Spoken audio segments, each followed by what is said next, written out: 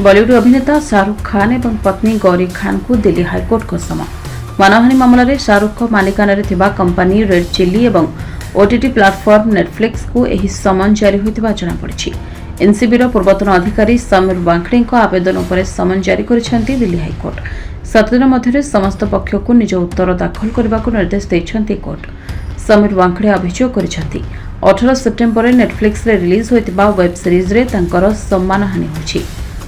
NCB भली aunty drug agency भ्रमात्मक और नकारात्मक छवि वेब सीरीज रे प्रदर्शन करा जायतिबा आवेदन में दर्शा। Netflix series bads of Bollywood रे मिथ्या मंद उद्देश्य और मानहानि सूचक चित्रण करा जायतिबा अभियोग करछन्ती समीर। एनी मानहानि मकद्दमा रुजु करबा सह 2 कोटी टंका क्षतिपूरण दाबी करछन्ती। यह सहित शो कंटेंट को मानहानिकारक घोषणा करा दाबी करछन्ती।